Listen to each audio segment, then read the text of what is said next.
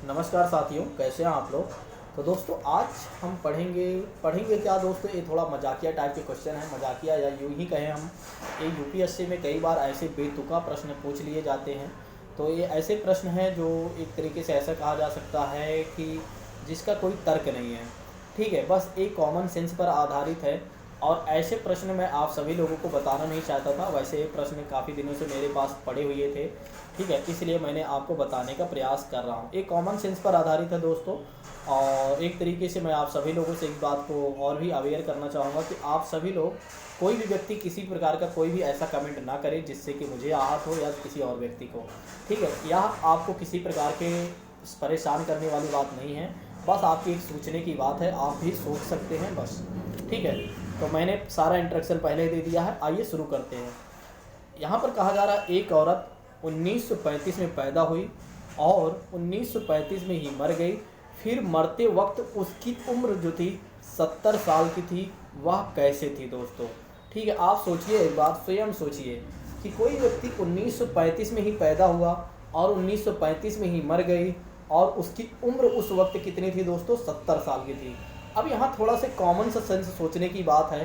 तो इसका प्रश्न यानी कि इसका आंसर क्या हो सकता है, आप स्वयं आंसर कमेंट में देख सकते हैं। आप अपना राय प्रकट कर सकते हैं, ना कि किसी प्रकार की आप टिप्पणी करेंगे, पहले ही मैं बता दे रहा हूँ। ठीक है, तो इसका जो उत्तर होगा, आइए जानते हैं इसके उत्तर के बारे में। जवाब इसमें दिया गया दोस्तों, क्योंकि 1935 एक कमरे का नंबर है। पहली बात यहाँ पर कहा गया दोस्तों, ये जो 1935 है वो क्या है दोस्तों, एक कमरे का नंबर है, ना कि 1935 कोई और चीज़ें हैं। क्लियर। नेक्स्ट आइए बात करते हैं, दूसरे प्रश्न की बात कर रहे हैं। नेक्स्ट प्रश्न कहा जा रहा है, वह कौन सा जीव है जो नर से मादा बन सकता है। ऐसा कौन सा जीव है, ऐसा कौन सा जीव है जो नर से मादा बन सकता है, आप बताइए स्वयं दोस्तों। आप लोग कमेंट में अपनी राय दीजिएगा, तब उसके बाद इसके आंसर को देखिएगा। ठीक है, मैं आपसे पूछ रहा हूँ कि वह कौन सा जीव है जो नर से मादा बन सकता है। ठीक, तो इसका आंसर जो हो जाएगा दोस्तों, ऑक्टोपस हो जाएगा। इसका आंसर क्या हो जाएगा, ऑक्टोपस हो जाएगा। जैसे कि आप स्क्रीन पर देख रहे हैं, इसका आंसर हो जाएगा ऑक्टोपस। ठीक, नेक्स्ट आइए बात करते हैं अगले प्रश्न की। एक प्रश्न ये भी बहुत ही बेतुका प्रश्न है, ठीक है, लेकिन फिर भी मैं बता रहा हूँ आप लोगों को। वैसे मैंने लाने का प्रयास नहीं किया था, लेकिन फिर भी हमारी टीम ने इस बात को डाल दिया कंटेंट में, तो मैं बता रहा हूँ। एक औरत के 9 बच्चे हैं, उनमें से आधे लड़के हैं, तो आधे यह कैसे हो सकते हैं।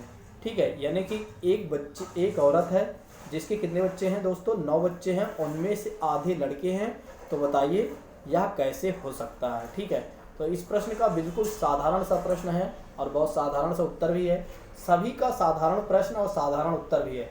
कहा जा रहा है कि देखो दोस्तों, इसमें से एक औरत हो गई, 9 बच्चे हो गए, तो कुल मिलाकर कितने लोग हो गए, 10 हो गए जी। उनमें से आधे 5 लड़के हो गए, 5 लड़कियां हो गई। सिंपल सी बात है।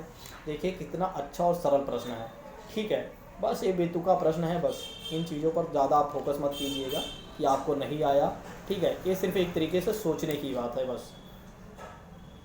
नेक्स्ट बात की जाती है, ऐसा कौन सा बाथरूम है जिसमें ना खिड़की और ना दरवाज़ा होता है। तो इसको तो आप जानते ही होंगे और आप सुनते ही इसके बारे में समझ गए होंगे कि ऐसा कौन सा रूम है जिसमें ना खिड़की है और ना ही दरवाज़ा होता है।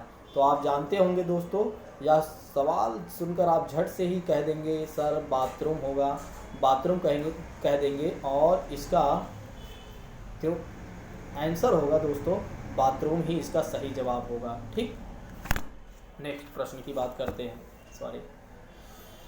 नेक्स्ट प्रश्न की बात की जाए तो कौन सा जानवर है, नेक्स्ट प्रश्न की बात की जाए तो कौन सा जानवर है जो एक बार सोने के बाद दोबारा नहीं जागता। कहा जा रहा है कि कौन सा जानवर है जो एक बार सोने के बाद दोबारा नहीं जागता। ठीक है, यानी दोबारा नहीं सोता है, ऐसे कह सकते हैं। ठीक है, चींटी एक ऐसा जानवर है जो एक बार सो जाए तो जागती ही नहीं है। ठीक है, एक बार सो जाने के बाद वह जागती ही नहीं है, दोबारा वो जागती ही नहीं है। तो चींटी एक ऐसा जानवर है जो एक बार सो जाए तो जागती नहीं है दोस्तों। ठीक है, तो ये बेतुका प्रश्न है, मैंने आपसे बार बार यही चीज़ें कह रहा हूँ। ठीक है, आज इस पर किसी भी प्रकार का कमेंट आप मत कीजिएगा बिना वजह की चीज़ें, ना मुझ पर ना किसी और पर। ठीक है, मैंने सिर्फ एक तरीके से आपको एक तरीके से मजाकिया टाइप क्वेश्चन है, आप भी इंजॉय ले सकते हैं थोड़ा से। ठीक है, बस एक तरीके से हंसने का प्रश्न है। अगर आपको नेपाल जाना है तो कितने दिन पहले वीज़ा के लिए अप्लाई करना पड़ेगा। दूसरा प्रश्न कहा जा रहा है, आपसे पूछा जा रहा है कि अगर आपको नेपाल जाना है तो कितने दिन पहले वीज़ा के लिए अप्लाई करना पड़ेगा। तो इसको भी आप जानते ही होंगे कि नेपाल जाने के लिए आपको किसी प्रकार के वीज़े की आवश्यकता नहीं पड़ती, अगर आप भारतीय हैं तो।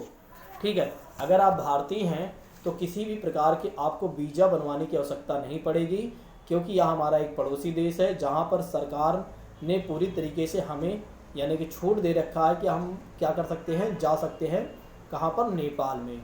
ठीक है, और इसके लिए सिर्फ हमारे पास क्या होना चाहिए, भारत का वोटर आईडी यानी कि पहचान पत्र होना चाहिए, या तो आधार कार्ड होना चाहिए या लाइसेंस होना चाहिए।